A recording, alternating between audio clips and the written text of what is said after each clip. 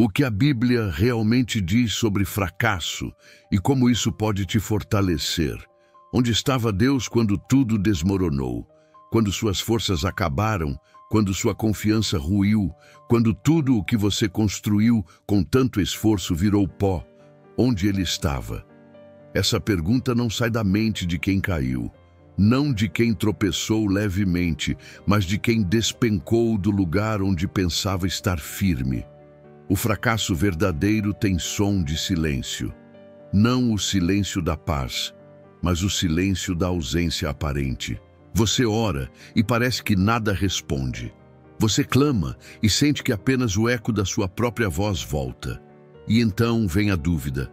Será que Deus ainda me vê? Há uma dor que ninguém percebe. A dor de saber que errou diante do Deus que mais ama.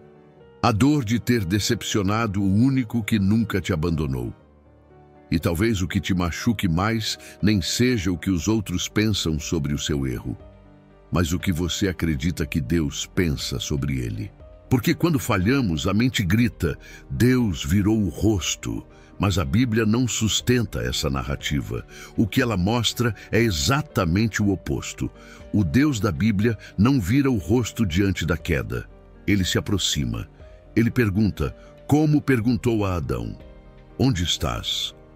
Não porque não soubesse a resposta, mas porque queria trazer o homem de volta à consciência, à presença, ao arrependimento. O fracasso é um lugar escuro, mas é nesse lugar que a luz da graça brilha com mais força. Não foi nas conquistas de Pedro que ele descobriu o amor de Cristo, mas em sua negação. Não foi nos palácios de Davi que a misericórdia se revelou mais profunda, mas no chão, quando ele clamou com um coração quebrado. Não foi quando Moisés falava com autoridade que Deus o chamou, mas quando ele fugia com medo de si mesmo. O silêncio que você sentiu após sua queda pode parecer abandono, mas muitas vezes é só o eco do seu próprio afastamento, porque Deus nunca parou de olhar. Mesmo quando você parou de crer, mesmo quando você caiu, ele permaneceu em pé. Mesmo quando você se escondeu, ele continuou chamando. Em momentos de fracasso, a tendência humana é esconder-se de Deus, mas a lógica do céu é inversa. É no fracasso que Deus mais deseja se revelar. Porque o fracasso, quando confrontado com humildade, não é uma sentença de morte. É o início de uma nova vida. Não é o fim da jornada. É o fim da ilusão de autossuficiência. E isso, diante de Deus, é o primeiro passo para ser verdadeiramente restaurado. Hoje, você vai entender que a Bíblia não ignora o fracasso. Ela o expõe, ela o narra, ela o atravessa. Porque o fracasso não é o fim da história. É o solo fértil onde Deus planta a redenção. Agora que estamos no ponto exato em que o coração se abre, vamos entrar no primeiro capítulo. Nele, você verá que os fracassos mais marcantes da história não estão nos jornais, mas nas páginas da própria palavra de Deus. O fracasso como parte da narrativa bíblica, não como exceção. Quando se olha para as páginas das Escrituras com honestidade, percebe-se que a Bíblia não é a história de pessoas perfeitas que venceram tudo sem tropeçar. Ela é, na verdade, o registro divinamente inspirado de homens e mulheres que falharam profundamente e ainda assim foram alcançados, moldados e usados por Deus. O fracasso não é uma mancha acidental na história bíblica. Ele é parte intencional da jornada. Não como glória do erro, mas como palco da graça. Moisés não começou sua missão no dia em que ouviu Deus na sarça. Ele começou muito antes, quando matou um egípcio e fugiu para o deserto. Davi não é lembrado apenas pelo enfrentamento contra Golias, mas também pelo adultério com Batseba e pelo assassinato de Urias. Pedro não é apenas o apóstolo da coragem, mas o discípulo que negou seu mestre diante de uma serva. E mesmo assim, nenhum desses homens foi apagado da história da redenção. O fracasso bíblico tem nome, rosto e propósito. Ele não é celebrado, mas é redimido. E essa diferença muda tudo. O mundo cancela, Deus restaura. O mundo julga pelo erro, Deus vê além dele. A Bíblia mostra que Deus nunca fez aliança com a perfeição humana. Ele fez aliança com a fé, mesmo quando esta se enfraquece por causa da dor da queda. O próprio Jesus foi cercado de discípulos que tropeçaram. Tiago e João queriam os melhores lugares no reino. Tomé duvidou, Judas traiu, Pedro afundou. Nenhum deles era impecável, mas Jesus os escolheu assim mesmo. Isso revela uma verdade desconcertante. Deus não chama os que nunca erraram. Ele chama os que estão dispostos a ser transformados. Segundo o contexto judaico do Antigo Testamento, um sacerdote só era considerado apto ao serviço após passar por ritos de purificação, sinais de que o homem, por si mesmo, jamais estaria completamente limpo. Isso já apontava para a necessidade de redenção contínua. E é nesse cenário que entendemos que o fracasso, quando exposto à luz de Deus, se torna um processo purificador. Não uma tragédia final, mas um ponto de inflexão. Abraão mentiu, Jacó enganou, Jonas fugiu, e todos foram alcançados pela misericórdia. Por quê? Porque Deus não trabalha com máscaras. Ele trabalha com quem se entrega por inteiro, inclusive com o que quebrou, com o que falhou, com o que desmoronou. Na Bíblia, o fracasso não é exceção. É parte da jornada que leva ao quebrantamento. E o quebrantamento é a porta estreita que conduz à dependência verdadeira. Talvez você tenha aprendido que só serve para Deus quem nunca caiu. Mas a palavra diz o contrário. Deus resiste aos soberbos, mas dá graça aos humildes. E não há humildade mais sincera do que a de quem conhece a dor de ter falhado diante do Deus Santo. E mesmo assim, ainda ouve o seu chamado. No próximo capítulo, vamos aprofundar essa realidade. Você vai entender por que Deus escolhe quebrados, não fortes. Porque ele se revela não no auge da performance humana, mas na ruína da autoconfiança. Não te chamei porque era forte, te chamei porque era quebrado. Deus nunca precisou da força humana para cumprir sua vontade. Aliás, muitas vezes foi justamente a força do homem que atrapalhou o plano divino. Há algo no coração humano que resiste a depender totalmente do Senhor, enquanto ainda acredita que pode se sustentar sozinho. Por isso, Deus não chama os fortes, Ele chama os quebrados. Porque só quem foi quebrado entende o valor de ser sustentado pela graça. Na lógica de Deus, o vaso rachado é o que melhor revela a luz. O coração ferido é o que melhor entende a compaixão. O joelho dobrado é o que mais sabe andar com retidão.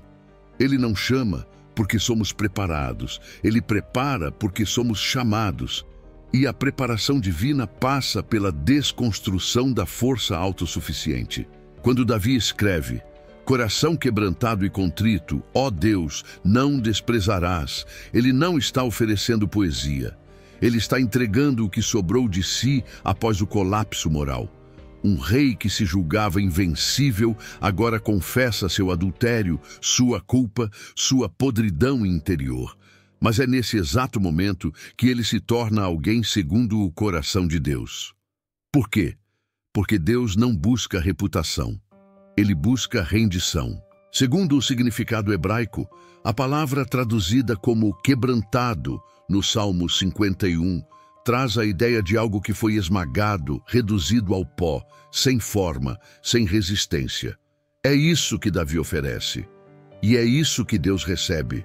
O que o mundo rejeita como irreparável, Deus recolhe para refazer com suas próprias mãos. Pessoas quebradas não confiam em si mesmas. Elas não tentam controlar tudo. Não carregam uma espiritualidade de vitrine. Elas aprenderam que só se permanece de pé quem se apoia na rocha. E é exatamente isso que as torna aptas para servir. Não são suas vitórias que as capacitam, mas sua consciência de que sem Deus nada podem fazer. A história de Gideão é um retrato claro dessa verdade. Quando Deus o chama, ele responde: eu sou o menor da minha casa, e minha casa é a menor da tribo. Humanamente falando, ele não era escolha lógica, mas Deus não procura lógica. Ele procura vasos disponíveis, e os vasos mais disponíveis são os que já foram quebrados pelas frustrações da vida. São esses que já não confiam na própria força, mas se lançam totalmente na dependência do Senhor. No tempo de Jesus, os fariseus eram fortes, orgulhosos de sua religião, firmes em suas tradições, impecáveis por fora. Mas foi aos pecadores, aos fracos, aos aflitos que ele estendeu a mão. Porque o Evangelho não é para quem se acha digno, é para quem sabe que não é. A graça não encontra espaço onde há soberba, mas onde há contrição, ela faz morada. Deus te chama como você está, mas não para te deixar como está.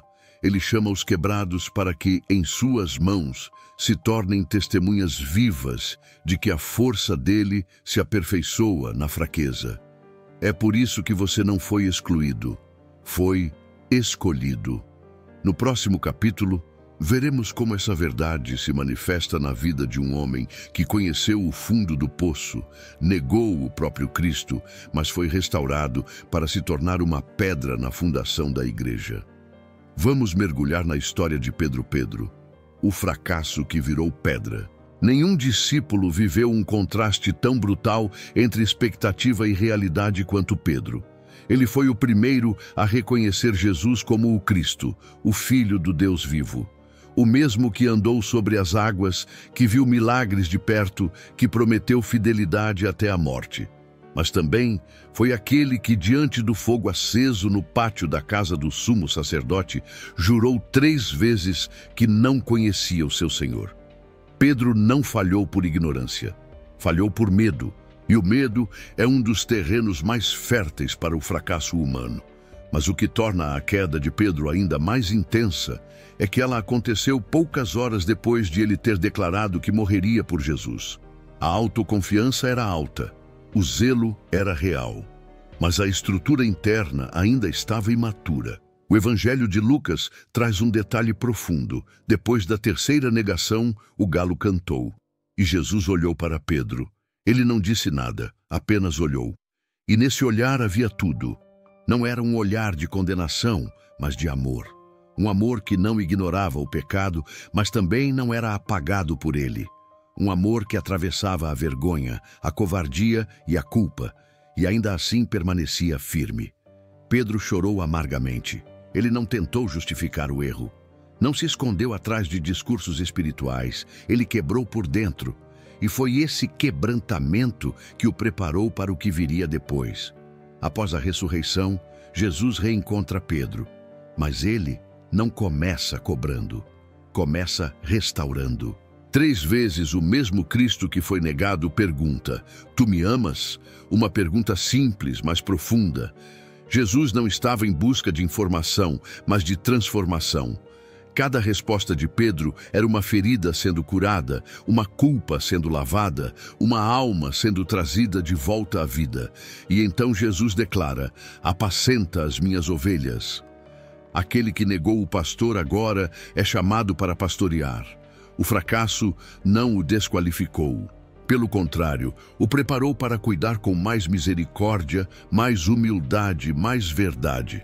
Na cultura judaica, negar um mestre era uma das formas mais graves de rompimento de aliança. Era visto como desonra pública, mas Jesus não responde com o padrão da cultura. Ele responde com o padrão da cruz. Onde o mundo dizia traidor, ele via pedra. Onde os religiosos apontavam um erro fatal, ele enxergava um futuro redentor. Pedro se tornou um dos pilares da igreja primitiva, mas não porque era forte, porque era restaurado. Ele conhecia a graça na carne, sabia o que era cair e sabia o que era ser levantado. Isso o tornava capaz de estender a mão a outros que também iriam tropeçar. O fracasso de Pedro não foi o fim de sua história. Foi o início de uma nova jornada. E essa jornada foi marcada não pela perfeição, mas pela dependência. não pela glória pessoal, mas pelo testemunho de quem foi perdoado. No próximo capítulo, vamos entender por que Deus permite que o fracasso revele o que estava escondido. Como as quedas desmascaram áreas da alma que a aparência esconde, e por que essa revelação é necessária para a cura. O fracasso que revela o que estava escondido. O fracasso tem uma função espiritual que poucos percebem. Ele remove a maquiagem da alma. Quando tudo está indo bem, é fácil parecer forte, parecer fiel, parecer dependente de Deus. Mas é no colapso, no descontrole, na falha inesperada, que o verdadeiro conteúdo do coração é exposto. Não porque Deus precise descobrir, Ele já conhece, mas porque nós precisamos ver o que está escondido. O fracasso revela não apenas a limitação, mas as intenções. Ele arranca a fantasia da autoconfiança, a capa do orgulho, a máscara da religião sem quebrantamento. E justamente por isso, ele é doloroso. Porque ninguém gosta de se enxergar como realmente é. Preferimos acreditar que estamos prontos, maduros, firmes, até que tropeçamos em nossa própria vaidade.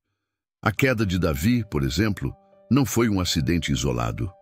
Ela revelou que havia dentro dele um coração seduzido pelo poder, acostumado ao controle, vulnerável ao desejo. A traição de Judas não foi um erro impulsivo. Foi o resultado de um coração dividido, que seguia Jesus por interesse, não por rendição.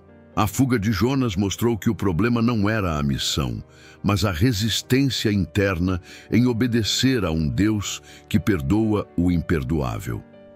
Segundo o pano de fundo hebraico, o termo iniquidade carrega a ideia de distorção interior, algo torto por dentro.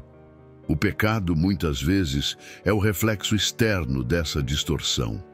Mas o fracasso, quando acontece, permite que essa torção oculta venha à tona. Ele é como uma luz que entra numa sala fechada há anos, revelando o pó acumulado que ninguém via. A dor da queda pode ser o instrumento mais eficaz da santificação. Não porque Deus tenha prazer em nos ver no chão, mas porque o chão é o único lugar onde finalmente paramos de lutar com Ele. É no chão que largamos o controle. É ali que paramos de justificar, de resistir, de manipular. É ali que a verdade nos alcança. Talvez você nunca teria descoberto certas áreas do seu coração se não tivesse falhado. Talvez só após a queda você percebeu que confiava demais em si mesmo, que ainda buscava a aprovação de homens, que seu valor estava ligado ao desempenho. A dor revelou o que a rotina escondia. Mas aqui está a boa notícia. Deus não revela para humilhar. Ele revela para curar. A exposição que vem dele nunca é destrutiva. É cirúrgica. Ele mostra o que está errado, não para acusar, mas para tratar. O fracasso se torna um espelho, e o Espírito Santo é o médico que usa essa imagem para aplicar o remédio da graça. O que estava escondido precisa vir à luz. Porque Deus não trabalha com ilusões, Ele trabalha com a verdade. E a verdade dói antes de libertar. Mas quando liberta, transforma. E quando transforma, gera frutos que não seriam possíveis em nenhuma outra circunstância. No próximo capítulo, vamos entender como o fracasso pode ser, na verdade, um instrumento de disciplina amorosa da parte de Deus. Não castigo, mas correção de um pai que ama demais para nos deixar presos ao que nos destrói. Fracasso e disciplina divina. Amor disfarçado de dor. Existe uma diferença brutal entre castigo e disciplina. O castigo tem como foco a punição. A disciplina tem como alvo a transformação. O castigo empurra para longe. A disciplina puxa para perto. Deus não é um juiz irado que se deleita em esmagar quem erra. Ele é pai. E pais que amam não ignoram as falhas dos filhos, corrigem para restaurar. O livro de Hebreus, capítulo 12, é claro. O Senhor corrige a quem ama. Se você foi disciplinado por Deus após um fracasso, não foi rejeitado, foi lembrado, lembrado de que há um caminho melhor, lembrado de que sua alma é mais preciosa que sua reputação, lembrado de que ele não desiste de você, mesmo quando você quis desistir de si mesmo.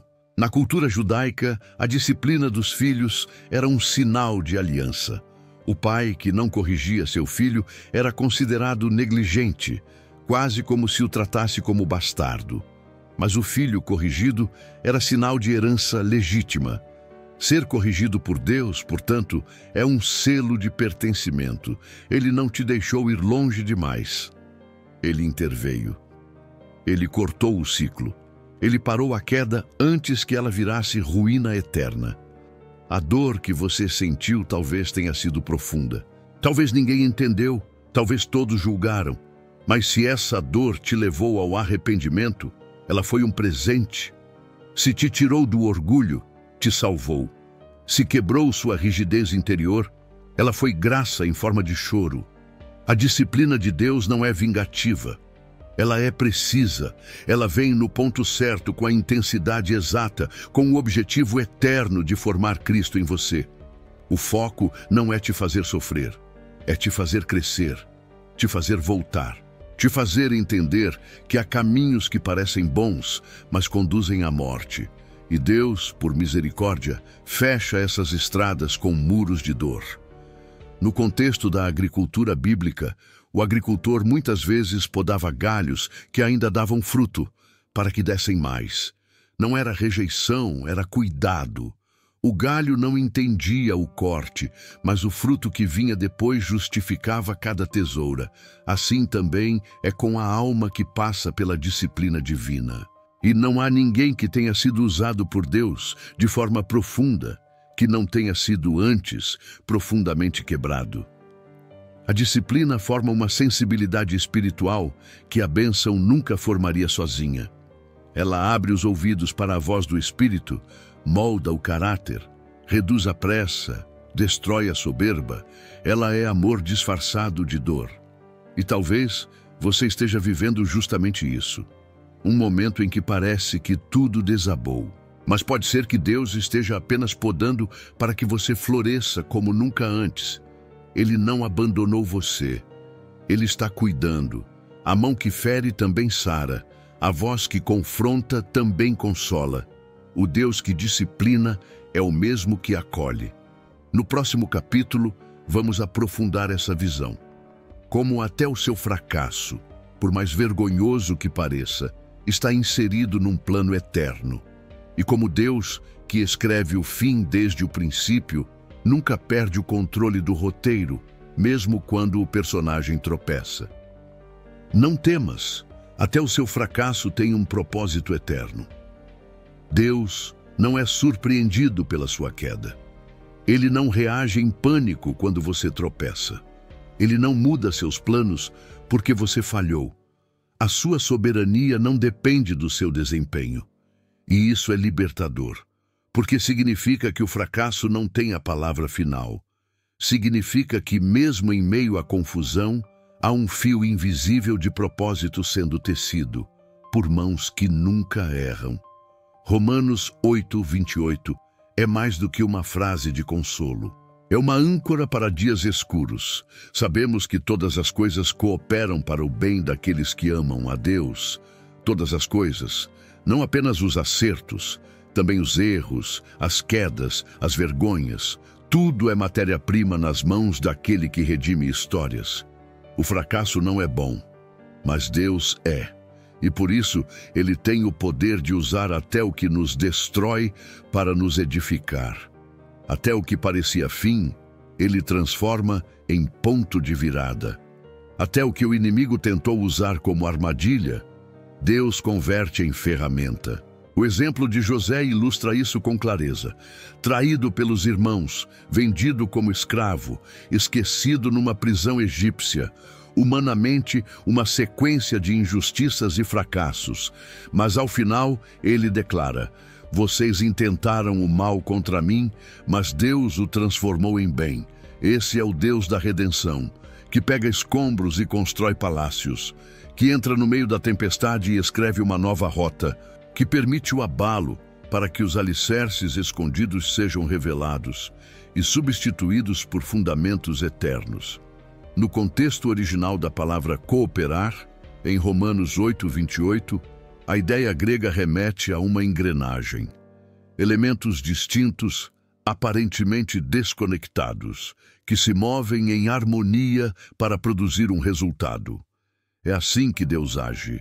Ele pega eventos fragmentados e dolorosos e encaixa tudo no tempo certo, com a precisão de um roteirista soberano.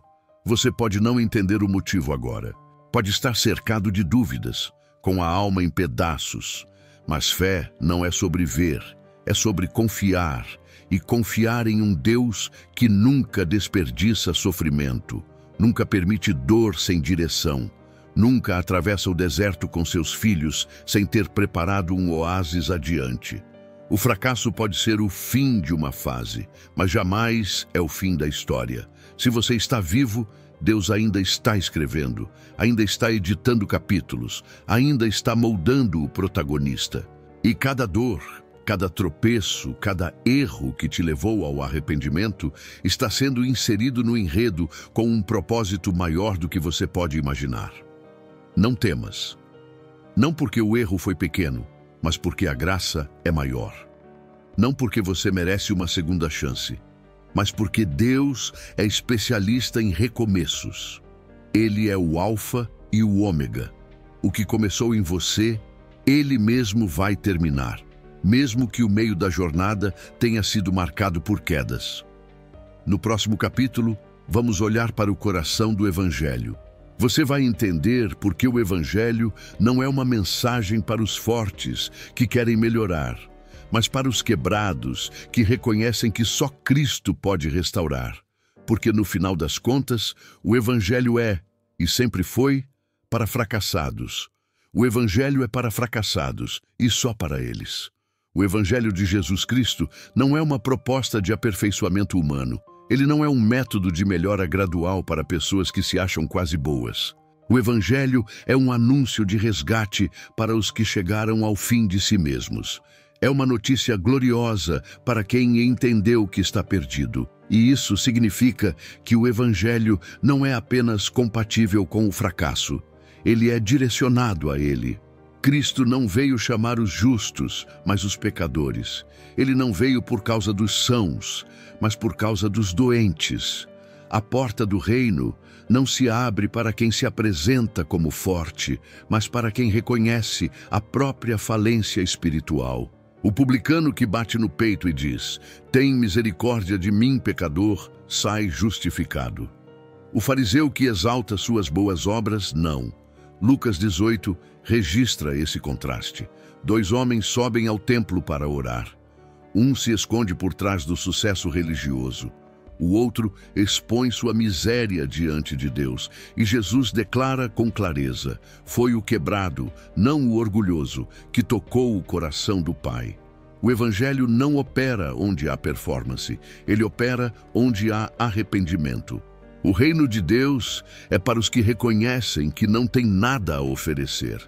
Para os que não têm glória própria, não têm currículo espiritual, não têm argumentos de defesa. Para os que chegam nus, feridos, culpados e se jogam nos pés da cruz. Porque ali, e só ali, o fracasso é tragado pela graça. O apóstolo Paulo, em Filipenses 3, descreve como abriu mão de tudo que considerava ganho, linhagem, zelo religioso, justiça própria, para conhecer a Cristo. Ele percebeu que aquilo que o mundo chama de conquista era, na verdade, estorvo diante da cruz. A verdadeira justiça não vem do desempenho, mas da fé. E a fé nasce do reconhecimento da própria ruína. Segundo o entendimento cultural da época, a ideia de um Messias crucificado era ofensiva. Um fracassado aos olhos do império, um derrotado, suspenso entre céu e terra, sangrando em vergonha pública. Mas é justamente aí que o escândalo do Evangelho se revela. O fracasso de Cristo, aos olhos do mundo, foi o triunfo do céu. Porque na cruz, ele assumiu nossas falhas para que pudéssemos receber sua justiça. Portanto, se você fracassou, Você está no lugar certo, no ponto exato onde a mensagem da cruz pode te alcançar. O Evangelho não veio para te colocar em um pedestal, veio para te tirar do abismo. Não veio para aplaudir seus méritos, veio para cobrir sua vergonha. Ele é para você, não apesar do seu fracasso, mas por causa dele. Quem não se reconhece perdido, não será encontrado. Quem não chora pelo pecado, não experimentará consolo. Quem não se vê falido espiritualmente, não verá valor na graça. Por isso, o Evangelho é para fracassados e só para eles. No próximo capítulo, veremos um alerta importante.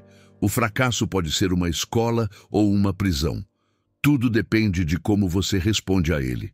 Vamos entender a diferença entre um fracasso que quebra o ego e um que enterra a fé. E como discernir isso com os olhos da verdade. Não use o fracasso como desculpa para a paralisia. O fracasso pode ser um ponto de virada ou uma cova aberta. Tudo depende de como você reage a ele. Porque nem todo fracasso produz arrependimento e nem todo arrependimento leva à vida. Há pessoas que tropeçam e se rendem a Deus, mas há outras que tropeçam e se enterram no próprio orgulho disfarçado de autopiedade. A dor de ter falhado pode se tornar uma prisão. A vergonha se transforma em justificativa para estagnar, calar, fugir. E quando isso acontece, o fracasso deixa de ser um lugar de passagem e se torna morada. A queda vira identidade, a culpa vira escudo. A mente se convence de que Deus não quer mais usar, que é tarde demais, que o tempo passou, que o chamado expirou. Mas isso não vem de Deus. Isso é mentira sutil, revestida de humildade falsa. O diabo ama usar o fracasso para empurrar você para a paralisia espiritual. Se ele não pode impedir que você se arrependa, ele tentará fazer com que você pare. E muitos não percebem. Pararam, não por reverência a Deus, mas por medo de tentar de novo. E esse medo não é santo, é sabotagem.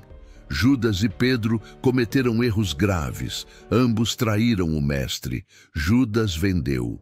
Pedro negou, mas o destino de cada um mostra como reagir ao fracasso define tudo. Judas tentou resolver com as próprias mãos. Tentou consertar o irreparável com justiça própria. E ao ver que não podia desfazer o erro, caiu em desespero e tirou a própria vida. Pedro, por outro lado, chorou amargamente, mas permaneceu onde Jesus poderia encontrá-lo e foi restaurado. O Evangelho não ignora o erro, mas também não permite que você se defina por ele. O sangue da cruz não cobre apenas o passado. Ele reconfigura o presente e aponta para um futuro novo. Se você fracassou, Deus te chama ao arrependimento. Mas se você se arrependeu, Ele te chama ao movimento. Porque a paralisia pode parecer reverência, mas muitas vezes é incredulidade disfarçada. Segundo a cultura do Antigo Testamento, quando alguém caía ou era impuro, havia um ritual de purificação. Mas uma vez purificado, esperava-se que voltasse à comunhão, à atividade, à obediência. Permanecer distante, mesmo depois de limpo, era sinal de desonra à própria graça oferecida. A restauração exige resposta. Talvez você tenha aceitado o perdão, mas rejeitado o chamado. Tenha crido que foi limpo, mas ainda se esconde como quem está sujo. Deus te perdoou, mas você ainda vive como se estivesse em dívida. Essa tensão é corrosiva e a única forma de vencê-la é crendo que a cruz não apenas te livrou da culpa, mas também te convocou de volta para o propósito. Não use o fracasso como desculpa para fugir do seu chamado. Não permita que o trauma da queda silencie a voz que Deus colocou em você. Se Ele te levantou, é para caminhar. Se Ele te curou, é para servir. Se Ele te restaurou, é porque ainda há obra para ser feita através da sua vida.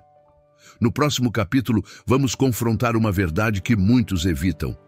Deus não espera que você vença o fracasso com força. Ele espera que você se renda com fé. Vamos entender por que a verdadeira vitória não é se levantar sozinho. É reconhecer que só a graça pode te sustentar. Você não precisa vencer o fracasso. Precisa se render. A resposta bíblica para o fracasso nunca foi tente mais forte. Não é com força humana que se apaga a culpa. Não é com esforço que se supera a vergonha. Não é com desempenho que se conquista o favor de Deus. O Evangelho não é uma escada para subir, é uma cruz para se render. A cultura diz, levante a cabeça, continue tentando, você é capaz. Mas a cruz diz, dobre os joelhos, confesse a fraqueza, dependa de Cristo. A cultura exalta quem se reergue sozinho. O reino exalta quem reconhece que sozinho não pode dar um passo. A vitória no reino não é do mais forte, é do mais rendido. O apóstolo Paulo entendeu isso profundamente. Depois de ser confrontado por um espinho na carne, algo que o humilhava e o enfraquecia, ele clama 3 vezes para que Deus o livre. Mas a resposta de Deus não foi, tente mais. Foi, a minha graça te basta. E mais do que isso, o meu poder se aperfeiçoa na fraqueza. Isso inverte toda a lógica do mundo. O lugar onde você se sente mais inútil pode ser o lugar onde Deus decide revelar mais da sua glória. A ferida que você esconde pode ser o canal por onde o poder dele vai fluir. Porque a rendição não é o fim da luta, é o início da verdadeira transformação. No grego original, a palavra traduzida como render-se aparece como entregar-se por completo. Não é parcial, não é um acordo, é uma entrega total. Um esvaziar-se do controle, da performance, do desejo de provar algo para Deus ou para os outros. É abrir mão da ilusão de que você pode se consertar e deixar que Ele seja o oleiro que refaz o vaso. É nesse ponto que muitos travam. Preferem continuar tentando, mesmo falhando, a admitir que não têm o que é preciso. Mas o Evangelho nunca esperou que você tivesse. Ele não exige perfeição. Exige fé, e fé verdadeira nasce da consciência da própria incapacidade. Se você ainda carrega o peso de ter que se levantar sozinho, precisa entender. O Evangelho não é sobre sua subida, é sobre a descida de Cristo até o seu vale. Ele não te espera no topo da montanha. Ele desce até o abismo para te carregar nos ombros. Você não precisa provar nada, precisa apenas confiar. A rendição não é sinal de fraqueza, mas de sabedoria. É quando você diz, Senhor, eu não consigo mais tentar sozinho, eu me entrego. E é nesse exato momento que a graça te envolve, te levanta e te conduz de volta ao propósito. No próximo capítulo, vamos concluir esta jornada revelando o ponto mais glorioso de todos. Como Deus transforma o pó da sua queda em altar. Como Ele pega ruínas e constrói algo sagrado. Como Ele usa a sua história quebrada para refletir a beleza daquele que nunca quebrou. E ainda assim, por amor, se deixou quebrar por você. Do pó ao altar, Deus faz de fracassos lugares sagrados. Deus nunca desperdiça um coração em ruínas. Aquilo que o mundo varre para debaixo do tapete, Deus recolhe com ternura e transforma em altar. E não um altar frio, cerimonial, mas um altar vivo, onde a dor vira sacrifício aceitável, onde a vergonha é queimada pelo fogo da graça, onde as cinzas se tornam fragrância diante do céu. A história bíblica é marcada por lugares assim. O vale de ossos secos, onde tudo parecia perdido, se tornou palco da ressurreição profética. A cova de leões virou território de adoração silenciosa. A prisão de Paulo virou púlpito. A cruz, instrumento de tortura, se tornou o símbolo eterno da redenção. Se Deus fez tudo isso com lugares de morte, o que Ele não poderá fazer com o solo quebrado da sua história? O fracasso, nas mãos de Deus, vira testemunho. Não porque Ele goste do erro, mas porque é poderoso o suficiente para transformá-lo. Ele não apaga sua queda da memória. Ele escreve por cima dela com o sangue de Cristo. Não para esconder o que você fez, mas para revelar o que Ele fez por você.